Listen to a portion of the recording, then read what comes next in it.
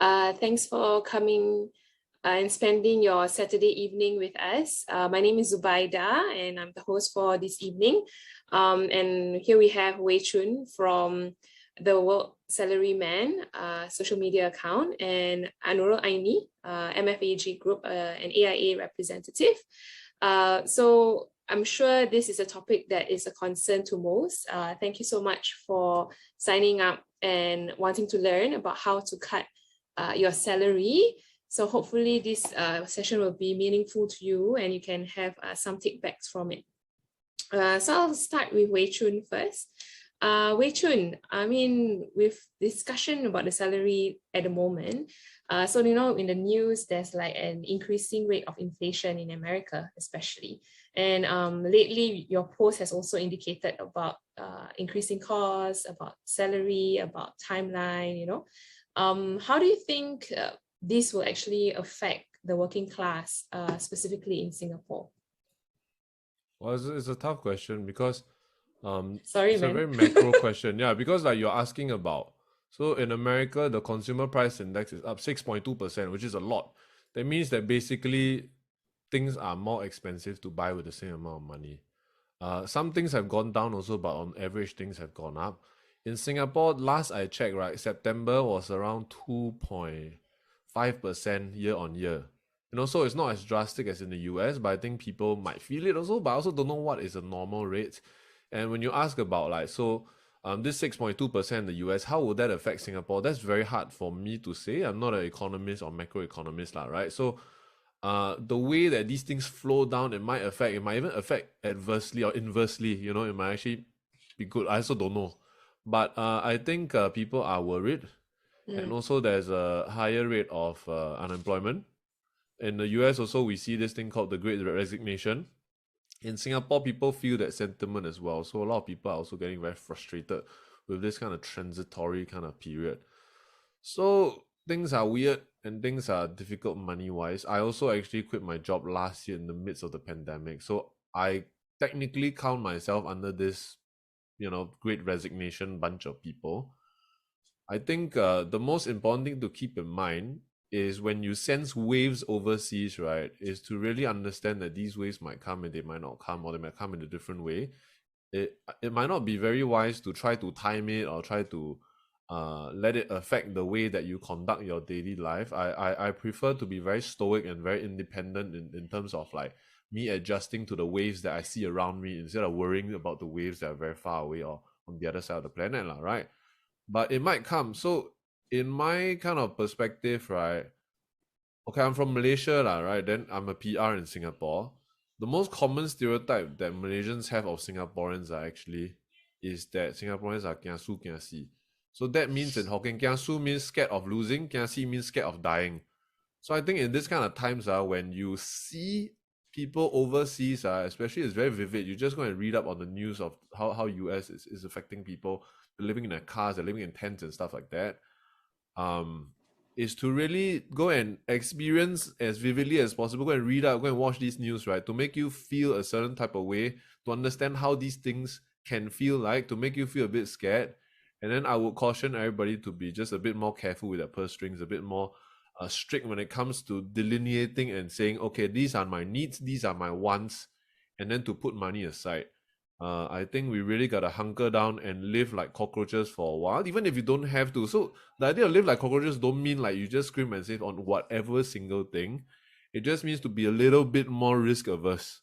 That's just what I would advocate on a general basis, because we are just individuals in this big planet in this big machine. We don't know how these big things can affect us, but what we can do when we can't change the wind is that we adjust our sails, lor. So we have to be willing as sailors of our lives to adjust our sails. Like if you're a sailor, you can't just say, "Oh, I'm a great sailor in good weather. I'm a great sailor in bad weather." You just have to be able to adjust to whatever waves life can throw at you. So that's just what I would advocate, like. Just be a bit more conservative, a bit more careful with your spending in anticipation. But if it doesn't come, then good lah. But if it comes, you'll be prepared. Yeah.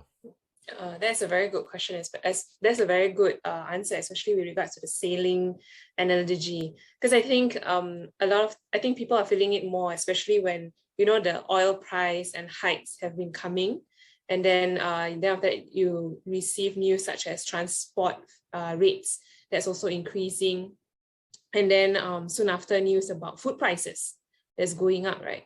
So I think we can also understand that this actually gives a huge rise of concerns, especially to the working class, those that are starting up. I mean, after you graduate, you have you find a job, or those who are about to get kids, or those who want to get married. So I think this question came from the floor.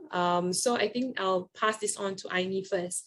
So the main question was, how should we break down our salary? But what I'm more interested in is that a lot of financial accounts in Instagram always break this down into 50-30-20 rule, like 50% expenses, 30% savings, and 20% investments. So Aini, do you think this is a rule that everybody should adopt? Hi. Yep.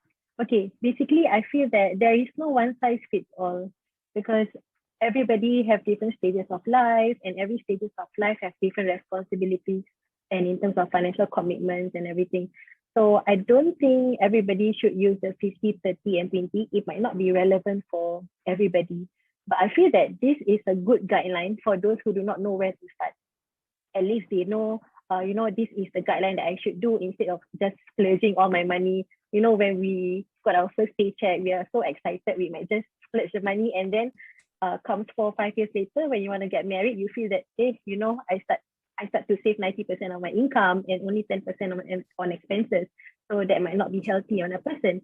So I believe, even though different stages of life have different responsibilities, but I still believe that no matter what, no matter how small the money might be, even $50 or $100, it is a good start to just start consistently.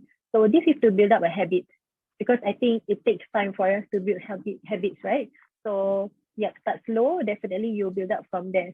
So I feel that in terms of budgeting style, you can try different budgeting style that suits you. So some people say about the 50, 30, and 20 ruling, some say about the envelope style, or some use the application budget tracker. So maybe what you can do, you can try this maybe for 1 or 2 months, do a review every month at the end of the month, or even every bi-weekly, and see whether this style suits you. If it doesn't, then change the style the following month. Yeah. So that is my opinion on this 50 and 30-20 ruling. I think that goes back to the analogy that Wei Choon said about being a sailor of your own sail, right? So it's really dependent on where you are at different stages of life. So I think that's a good point. Then I think following to that question, so say that you are single. So I think this is also one of the questions from the floor. Say that you are single, and that you have, and you're a student, right? You have student loans to pay, and at the same time, you have responsibility to your parents. You want to give them some pocket money. So I think this one goes to Wei Choon. How then do you ensure, from a layman's perspective, what if I'm too shy to even approach a financial consultant or whatever? How then do you ensure that you can save, spend, and invest at the same time? Actually, I think if you're in that scenario where you have dependents and you have either rent or parents to pay for also, right? And then you have kids, that's a sandwich generation, right? It basically means that you are sandwiched between having to pay for your parents, which is a layer above you, then your kids, which is a layer below you, right? So let's not talk about, maybe be more conservative about having children, because you already have them, right? So when it comes down to the 3 pillars of personal finance: saving, earning, and investing, right? Let's take investing out of the picture, because I think until you reach a certain point, you shouldn't invest. A lot of people begin their investment journey or their personal finance journey by thinking about investing, because you feel like, I know what earning is. Earning very simple, right? I go and work, then they give me money. So surely that can't be it. So they think investment might be this magic bullet that they do, that they add to their current way of doing things, and then it will just solve it in terms of personal finance. I really don't think that usually works out for everybody, unless you're an investment prodigy. Because, right, if you don't have capital, if you don't have money, it's like if you go and gamble, or you go casino, or you go anywhere to do some game of stake. If your stake is low, you are not gonna get much back. Not to say that investment is gambling lah. I'm just making a point about having initial capital. So when you're just starting out, especially when you have dependents already, what's the most important thing is earning power, and then also like saving. Saving is spending, basically. Saving is lack of spending, right? It means that I choose not to spend. So the spending aspect is especially important. I completely agree with what Aini said. You know, the 50-30-20 is a very clean guideline for you to sort of benchmark and then just start. But the most important thing for you to do really is to budget. What does it mean to budget? That means you track down every single thing you spend your money on for, I suggest, 3 months in a row. You think you know who you are, you think you know your habits. You don't know until you track it. Then you go, oh, actually I spend this amount of food. Then you might actually be pleasantly surprised also. Hey, I thought I spent more than this. Then I got a bit more money from here. You know, then utilities actually cost this much. When I first started doing it, I really got a huge shock because I spent a lot of money on video games and I didn't realize it. And after that, I spend less lah. Nowadays, I still spend but I spend less lah. So budgeting is super important. And if you don't even track your budget, you don't even track what you spend on, right? You can't even start thinking about 30, 50, 30, 20. Another more like radical one is 50-50, I've heard. So you save 50, then you save 50%. Yeah, you spend the rest 50. So that is very aggressive. But you can't advocate that rule for somebody, say, earning 1.6K a month. $800, like my rent, if I pay for rent on my parents, it's already like $600 gone. $200 how to get through the month, right? So you need to get to a certain level of income, which is why actually in the short term, budgeting, saving, and then watching how you spend will help you. But always in the long term, right, I always advocate for thinking about how to upgrade your earning power. And it's a tricky thing to say, right? Because I'm not saying, oh, I'm going to upskill. That's not what I'm saying. It's a difficult process and it takes a long time. But I think the best way to do it, right, and this applies for a lot of situations, a lot of problems in life. You have a short-term strategy to just deal with it first, then you also think about long-term. So if we go back to a boating analogy, right, budgeting and then saving is sort of like bailing the water that's already coming into your boat. And then thinking about upgrading your earning power would be like upgrading your buoyancy or basically patching holes in your boat. Both have to be done. If you don't bail, you might drown right now. But if you don't fix it, you'll be bailing forever. You know, so you want to do both at the same time, and it's very difficult for somebody who is sandwich generation. I have not been in that situation personally, but I've heard a lot of personal accounts. It is one of the hardest things I think Singaporeans nowadays have to deal with. But if you don't do it now, it will hit you harder because the effects will compound.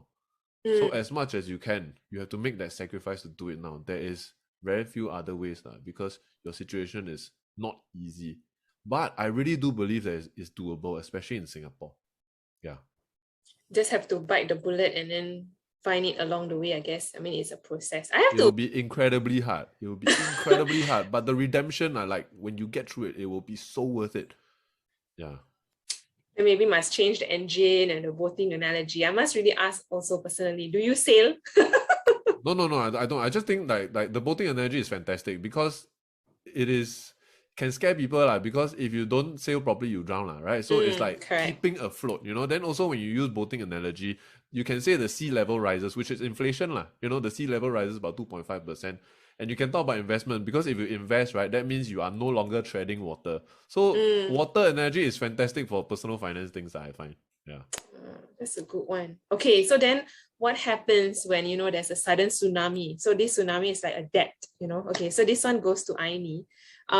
We also got this question from the floor actually.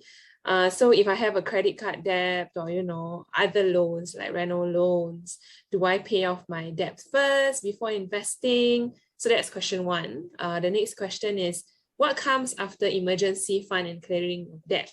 So let's address these two questions first before I move on to the next one. Okay? All right, sure. Okay, so whatever that I'm going to say is just from my own personal opinion. So that can be very overwhelming for a person. And honestly, there is no right solution for everyone. It really depends on your cash flow and your income per se.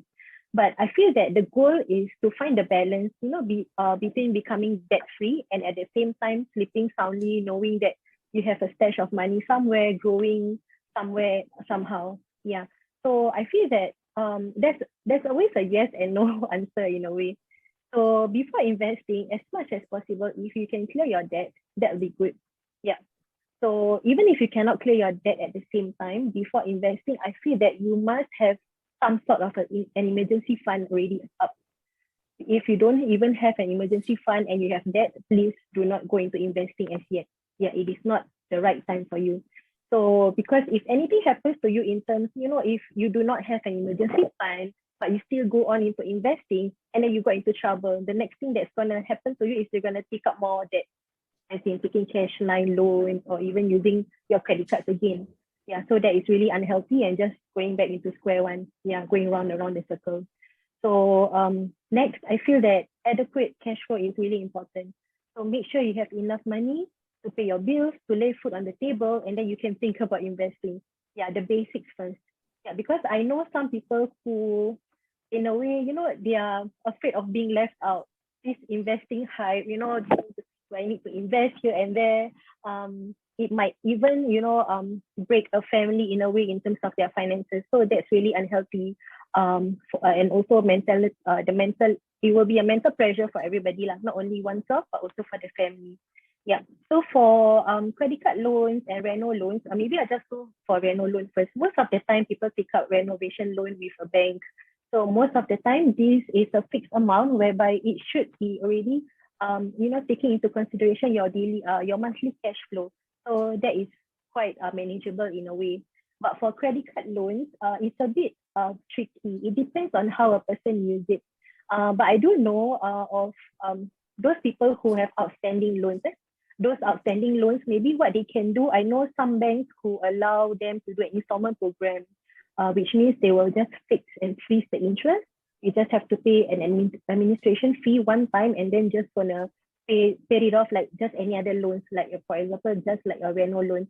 So I think if you have a fixed amount that is being fitted into your monthly expenses as a budget, then it'll be good to go because it's more manageable in a way rather than taking up paying off up to 25-28% interest per month, then including your late payment fee and such. Yeah, so if you have a fixed amount and your cash flow, that is even better. That is even better so that you can even start investing after that if you have the surplus. Yeah. So I feel that depending on the loan amount and the cash flow of a person, if you want to start, it is also recommended to start a small investment, even if you're paying debt or loan, because as you know, investing early will actually allow you to have a longer time horizon so that you have a more compounding effect on the investment. But at the same time, it is also good because if you were to, wait to pay off your debt and then to start savings and then to start investment, so before you knew it, if your retirement comes in and you feel that you're unprepared, and perhaps you might still be in debt by that time. So it's a yes and no answer. But sometimes it depends on the person. If really, a person cannot sleep at night thinking about their debt, then I feel that you should just clear your debt first. Because whatever it is, you can use up the money that you have spent for your debt to just put it into full blast into your investment later on. Yeah, so that's what I feel. But personally, before even starting to invest or clearing your debt, from my point of view, from my profession, I feel that adequate protection is really important. Yeah, basic insurances per se, the basics of the basics, those are the really important ones. Because if let's say anything happens to you in terms of being unfit or medically ill, then you're just gonna add on more debt. Yeah. So at the end of the day, I feel that the decision is yours to make. You have to look into your cash flow and budgeting. Okay, I think that's quite summarized it quite well. So I think a few points to highlight. Number one, is really dependent on your situation, whether you need to clear the debt first, you settle savings, or you can actually do all three at the same time. So really, really dependent on your situation. I think number two is very, very important that you have an emergency fund as well as the basic insurance before you even think about investing. Like what Choon had actually said earlier, there needs to be a certain level, right, of before you even consider investing. Yeah. Can I add on? Sure. Sorry, yeah. So I'm just adding on to the next question about what comes after emergency debt and clearing the debt, debt, right? Sorry, what comes after emergency fund? Yeah. So like what I mentioned earlier, once you have settled all those, then the next one is about wealth accumulation, which means to grow your wealth. Yep. So I think like what Wei Choon mentioned earlier, we need to constantly keep up with inflation. We don't know how fast the inflation is gonna rise, but we just have to be prepared for that. So in a way, don't let your money be a couch potato in your bank, becoming big and sad. Yeah. So I feel that you need to set a goal. That means an intention for the savings account. Because if I feel that if we do not set an intention for the account, it's just gonna be another account of a deferred spending account. Yeah.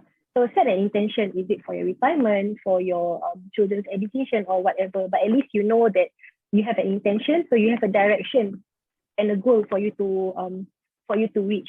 For example, if you drive, if you have a car but you don't input your destination, you're gonna drive aimlessly around. But if you were to put into Google Maps your destination, there will be a few suggestions for you which route to take and how long does it take.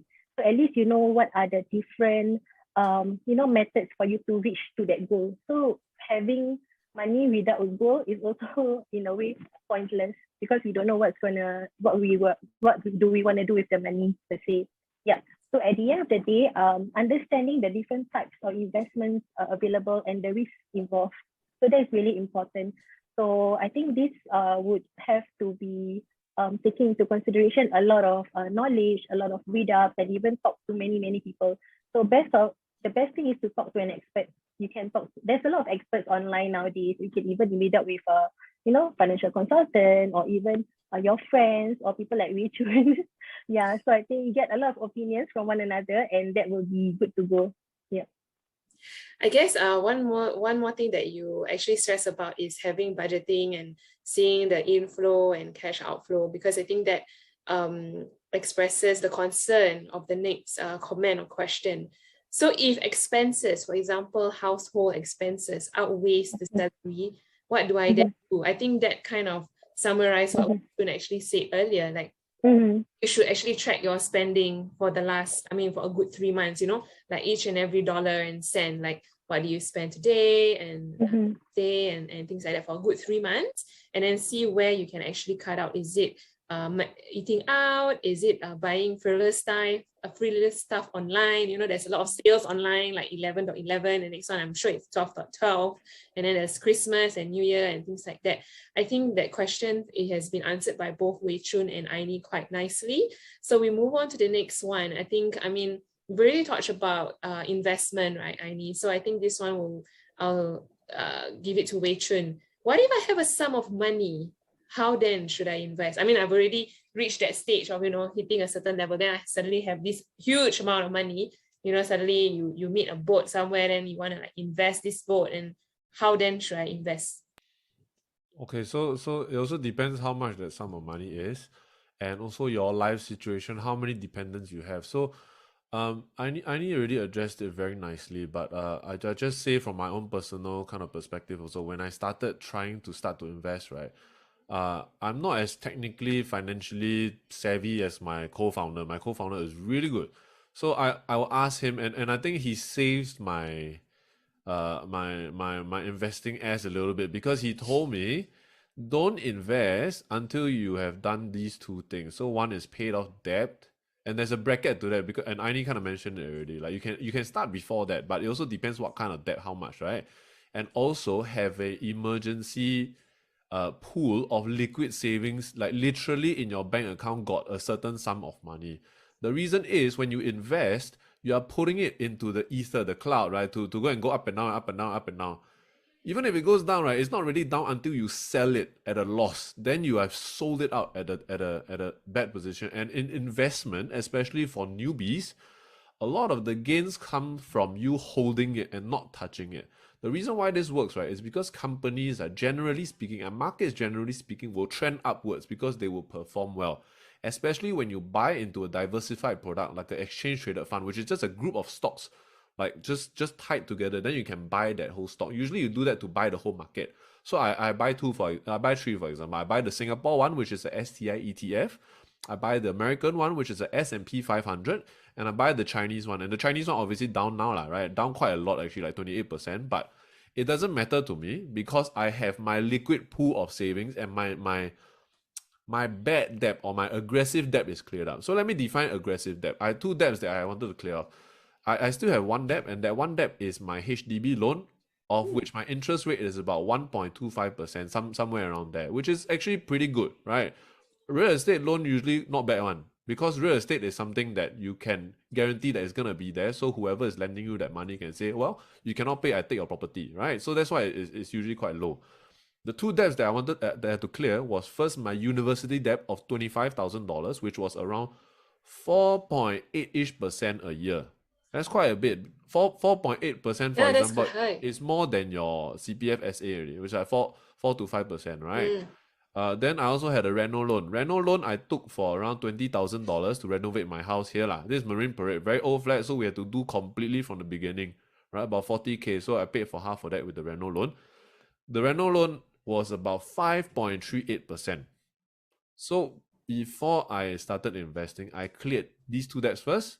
Then I also saved up 6 months of my salary.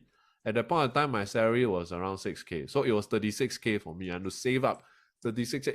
And you know what? Like, I was so itchy, you know, like, because it's the first time I saved up so much money. Before that, I was just always spend, right? Then now, because I'm prepared for it, I just save. The first time I got 10K, I'm like, wow, got 5 digits eh.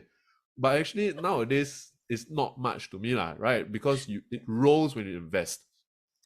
So getting to 36K was really hard because my hands were itching. I'm like, wow, I got all this money. Like, I never do anything, like couch potato. Like, I need to sitting there doing nothing. But because I had this 36K that I maintain now, and 36K actually is very, very generous for my, because actually what people usually advocate is 6 months of your expenses, meaning how much you spend. I took salary because I very risk averse, right? So I take 6 months. If you have kids, I might actually advocate 12 months. It seems like a lot, but just be patient, because having this pool of money in your bank account that you can see and you can touch if anything goes wrong, right, means that when you start investing, right, you will not be pressured to sell your investments at a bad time. I have quite a bit of money in Alibaba and also China, and it doesn't bother me that much, honestly. I see my friends who are heavy into China because I'm quite diversified. And also, if anything goes wrong, major surgery, let's say like touch wood, you know, 20, 40K, I can scrape together and find that kind of money. So I'm not that worried about selling at a loss. That's the thing that I really don't want to do, to sell my investments at a bad time. And that's what that pool of money will help you to do. So actually, what was the initial question? Can you remember? I think I drifted all over the place. I'm so sorry. I think you kind of like summarize it in terms of you actually diversified it and opened it quite widespread.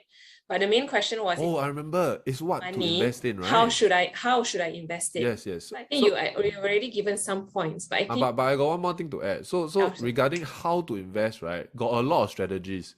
Yeah. And I cannot cover all of them, and I also don't know all of them.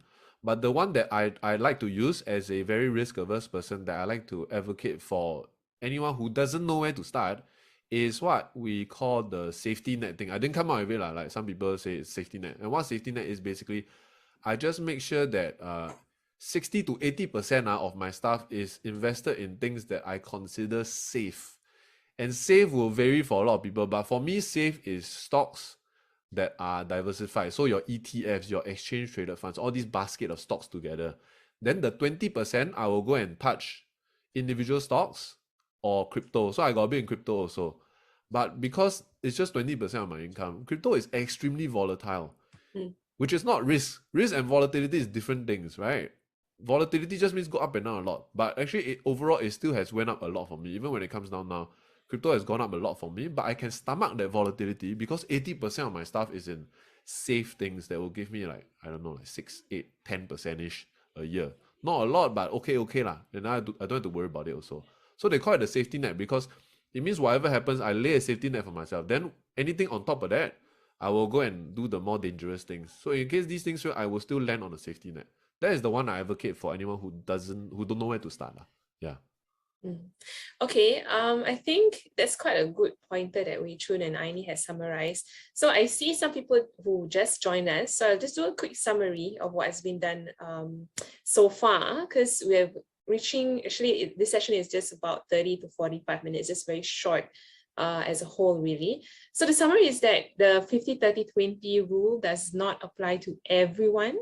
So don't get stressed. For those of you who are like panicking, like, oh my God, I cannot follow this. No, absolutely no. It's just a general guideline, but depending on where you are, like what Aini has said, it's really depending on your needs and wants. And if you have to clear certain things early, please do so by all means, but also set aside a certain savings. And only when you reach a certain level, when your savings are done, you know, and your expenses are sorted, then you can spare a bit of a percentage to invest. And that's really dependent on where you are at your life stage, right? So I really love the analogy that Wei Choon shared about, so life is like sailing, right? So you are the sailor of your boat. So in terms of financial journey, like inflation is the water, waves, and things that's coming at you. And at the same time as you manage your boat, you have to like upgrade, you know, change the buoyancy, change the engine, refresh here, refresh there.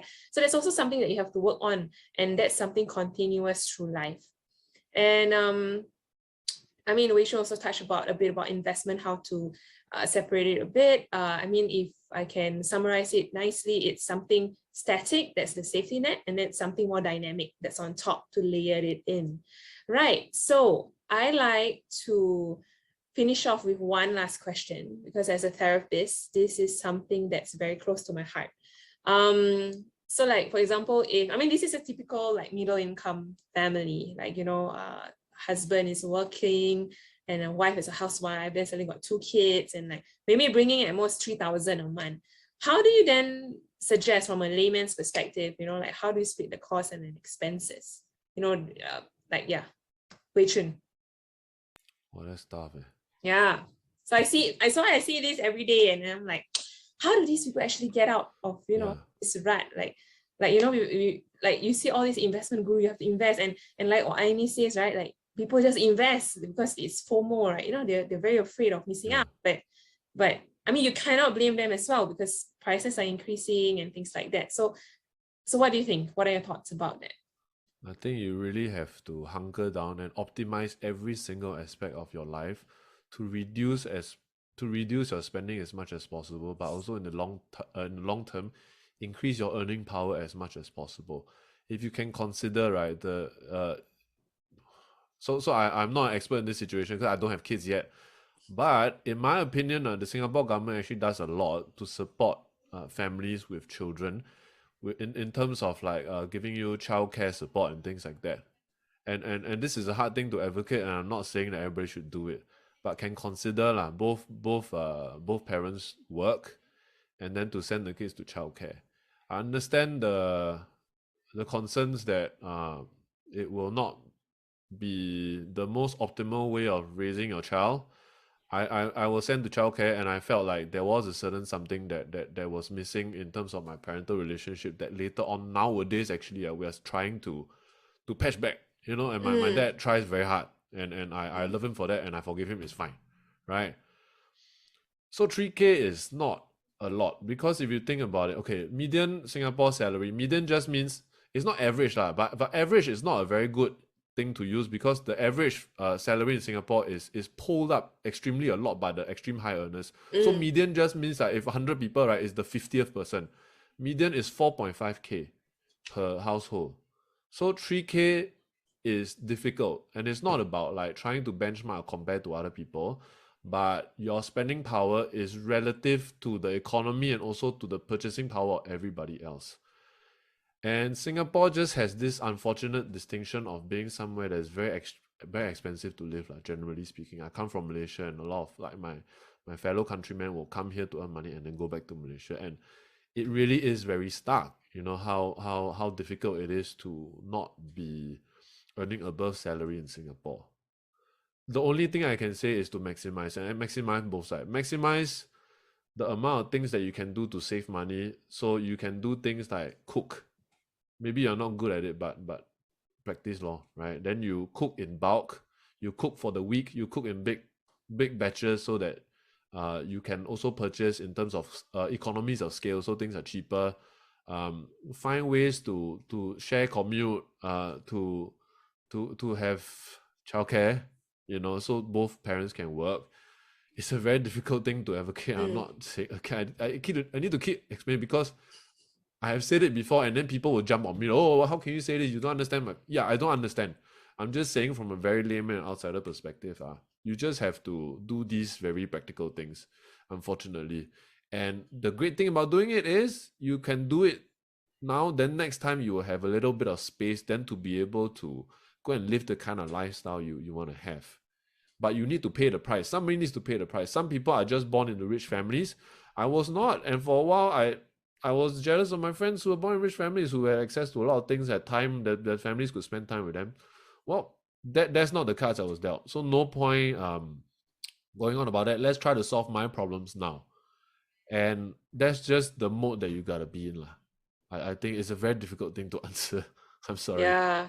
Yeah. So I think we see that a lot, especially in a clinical floor. I mean, from where I'm come from. So at the same time, I'm like, I mean, I feel for them, right? As a therapist, like with empathy, and I'm like, oh gosh, like it's really difficult. And to a certain extent, investment can be quite tough, right? Like what you say, you need to hit at a certain level before you can even consider investing. But like you say, it's also possible, but you just have to bite the bullet and then just figure out and don't give up in terms of the process. How do you then upgrade the boat? And then as you ride along with the tide. I think that's something that we all need to understand and take from this talk, if anything. I think to round it off, we're actually very good on time. So to the audience, if you have any other questions that you want to ask the panelists, do chat and type on the chat box.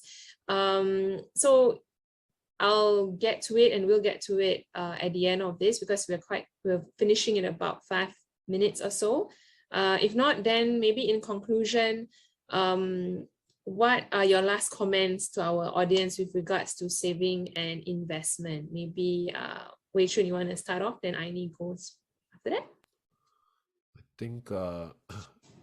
I think for me it comes back to a lot of like I think the final refuge in terms of like living life, right? The final thing that I always take a lot of solace in having is that I am in full control of the way that I choose to respond to things around me. And I think that's the way with personal finance, because a lot of financial and money stuff is very structural, very systematic. You feel like it is the government doing things and it's the way that money works. But you also have a lot of agency in the way that you choose to respond to things, and in different places you have different levels of agency. You know, if you're in a corrupt government or corrupt country, right, your ability to use your own personal agency to affect your life is perhaps less.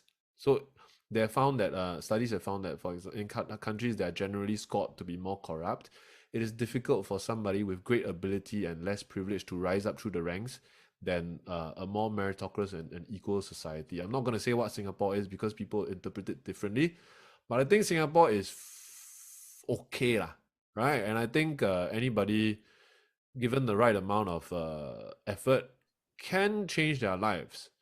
And I'm not trying to trivialize how difficult things are. My life, I have my own share of difficulty being from Malaysia and things like that. I had to set up my own personal family and situation here, and it wasn't easy. I didn't want to take loans from my parents, for example, because ringgit convert to Singapore dollars is not good, and I didn't want to borrow money from them or whatever. So I think it is very easy to be discouraged in life, especially when it comes to money. You just feel like I'm in no control of it. Everybody else controls it. The system is corrupt. I understand where that's coming from. I used to think like that. But I also think it can be very empowering once you start, and it's going to be difficult, and you find out that actually you have the ability to change your life and to turn things around with the choices that you choose to make. I'm a big believer in the redemptive or the redemption ability of suffering. I'm not trying to get too sadistic about it, but I think if you think about every great story, it is about going through immense trials and tribulations to come out victorious. And sometimes walking into that fire can be as cleansing as it is painful. So to just start and to go through that suffering can define you and can change the life, not just for yourself, but for your family as well. So I think Singapore is a pretty okay place, and you have more power than you probably think, because I used to think like that as well. You can do it. I genuinely do believe, but you need to endure that suffering. But you will come out the other side happier, and your dependents will be able to be taken care of. And that is the greatest reward anyone can ask for. Yeah. Aini, what about yourself? Any last words to the audience before we end this chat? Okay. So coming from a financial consultant point of view, cash flow and budgeting is really important. So don't go investing with emotions. Because I do know people do that. Like for example, like you mentioned earlier, they are FOMO, the fear of missing out. So don't do investing with emotions because it might just be complicating things for you. Because I always tell my clients that these kind of things, it is not supposed to be of a burden for you. Like paying for investments monthly or yearly, it is supposed to be helping you in the future. But if you feel that this is a burden for you, then something is wrong somewhere in the cash flow. So which means to say is either you have to trim the fats of your cash flow, or you even have to take up another side income, side hustle, like what Wei Choon mentioned. Yeah. So I feel that planning is really important, which means you might even get an expert to assist you. So don't be afraid to ask, don't be afraid to approach them, because they're just gonna help you in one way or another, rather than hearing hearsay here and there. My friends did this, my friend did that. So go to a direct expert, so for them to just share with you more about what they can assist you on. Yeah. So these are the things that will leave a big impact for you in the future. Although you don't see it now, those small investments that you have done, it definitely will help you or leave a big impact for you in the future. Yeah. I think one of the greatest lessons here about managing finances and investment is delayed gratification, right? Like you don't see it immediately, like even a small amount, like what Aini said about $50 or something very small, investing, even $50 or $100, like it can actually go a long way if you were to start early. So I guess that's something that a lot of us, being in the system of the rat race, whether we like it or not, we always want results one after another and see whether we're actually good or we're actually where we're at. So the thing about investment, I think one of the take backs or things that we need to note is that time horizon is very, very important, and you don't see it until later on, maybe 20 or 30 years down the road. And like what Wei Choon also mentioned, you need to sort out your basics first, build a foundation of your safety nets before you move on to something dynamic, like something that's more risky. But even before that, if you're just earning something very basic, then make sure you have your basic insurance and your savings, and sort out your budget flow and your outflow and everything else before you move on to investing. All right, so I hope this has been a very informative session for all of you. We're actually quite good on time, so I'm gonna throw the conversation and spotlight to the floor. Are there any other questions from the floor? If not, then we can end soon, actually. No? Okay, is everyone okay? All right, so I'm assuming that it's been quite a fruitful and informative session with Aini and Wei Choon. I'd like to thank Wei Choon and Aini for your time, and Raima have actually shared that it's very informative. Khadija has given a thumbs up. Thank you so much. And I see a nod from Zinat. Thank you very much as well. And yeah, a lot of thank yous there. So hopefully this has been beneficial for everybody. And I see a applause and thumbs up. So that's a good. We are thinking of many other topics to come. So do give us a DM or a shout out on our IG. And we hope that we can expand the topic. So I know that investments is a big topic. I think we've gotten requests about holding investment workshops. So let us think through and how to go about doing that, because like what Wei Choon said, investment is another ocean on its own. So we'll see. So that's something for the team to work on for 2022. With that, I'd like to take my leave. You guys can also take your leave. Have a good evening and enjoy the rest of your weekend. Thank you so much for spending your Saturday evening with us. Bye, guys. Thank you. Bye-bye. Thank you. Bye.